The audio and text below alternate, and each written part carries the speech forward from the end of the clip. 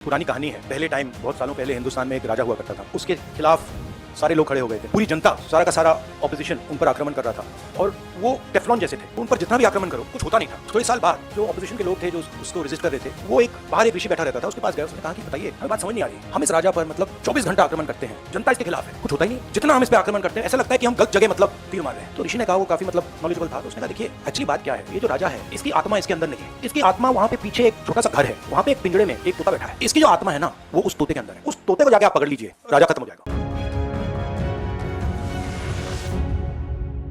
देश नीति केवल सच्ची और पक्की खबरें। क्योंकि नरेंद्र मोदी जी की आत्मा अदानी में है, तोता कहीं बैठा है, राजा कहीं बैठा है, और बहुत समय के लिए सारी की सारी ऑपोजिशन राजे पे अटैक कर रही थी। मगर असलियत यह है कि राजा राजा ही नहीं है, पावर किसी और के हाथ में है, अदानी जी के हाथ में है। जैसे ही हम अदानी जी को टच करते हैं, इंटेलिजेंस एजेंसीज, स्नूपिंग, सीबीआई, मैं पहले सोचता था number 1 prime minister, number 2 Adani, number 3 Amit Shah. Actually गलत है, number 1 Adani, number 2 prime minister, number 3 Amit Shah. अब हिंदुस्तान की पॉलिटिक्स हमें समझ आ गई है और अदानी जी बच के नहीं निकल सकते, क्योंकि अदानी जी को हमने ऐसा घेरा है, तोते को हमने ऐसा पकड़ा है कि वो बच के नहीं निकल सकता है। और इसीलिए सारा का सारा हो रहा है डिस्ट्रैक्शन पॉलिटिक्स, कि देश की निगाह, ऑपोजिशन की निगाह पिंजरे में बैठा हुआ तोते की ओर ना चले जाए। तो हमें काफी क्लैरिटी है। आप देखिए पूरे ऑपोजिशन के खिलाफ यहाँ पे एप्पल का नोटिस आता है। मैंने इसको थोड़ा आपके लिए बड़ा करके दिखाया है, देखिए अच्छी तरह देखिए, ये तोते का काम है, राइट। इसमें लिखा है, Apple believes you are being targeted by sponsored attackers who are trying to remotely compromise the iPhone associated with your Apple ID। अब ये मेरे ऑफिस में सब लोगों को मिला है, वेणुगोपाल जी को मिला है, कांग्रेस पार्टी में लिस्ट बनी हुई है, पवन खेड़ा, सुप्रिया, सीताराम येचुरी, अखिलेश यादव, प्रियंका चतुर्वेदी, महुआ मोइत्रा, राघव चड्ढा, टी.एस. सिंहदेव लिस्ट है। और ये सारे के सारे किसी ना किसी तरीके से इस मामले में इन्वॉल्व है।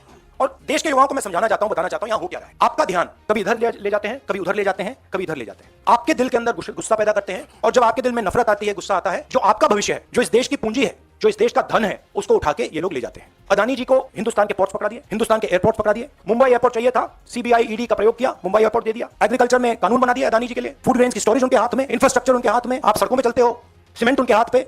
तो पूरा का पूरा देश ये 3-4 लोगों को पकड़ा रहे हैं। नुकसान किसका हो रहा है? हिंदुस्तान के युवा का हो रहा है। आपसे ये कहते हैं कि आप जाइए पढ़ाई कीजिए, आप जाइए आईएएस बनिए, आप जाइए इंजीनियर बनिए। आप में से 1% इंजीनियर बनेगा, 1% डॉक्टर बनेगा, 0.0000001% आईएएस बनेगा। तो ये आपको झूठे भविष्य की वायदा करते हैं, और जो आपका धन है आपके आंखों के सामने आपसे छीन के ले जा रहे हैं। ये हिंदुस्तान की आज सच्चाई है। कम लोग हैं जो इसके खिलाफ लड़ रहे हैं, मगर हम डरने वाले नहीं हैं, हम लड़ने वाले लोग हैं। हम पीछे नहीं हटेंगे। जितनी टैपिंग करनी है कर लो, कोई फर्क नहीं पड़ता, मुझे तो कोई फर्क नहीं पड़ता। अगर आपको मेरा फोन चाहिए मैं दे देता हूं, आपको उठा के ले लो। हिंदुस्तान की जो भविष्य है उसके लिए सबसे जरूरी चीज न्याय है। अगर इस देश में, इस देश की जनता को, इस देश के युवाओं को न्याय ना मिले तो ये देश आगे नहीं बढ़ सकता है।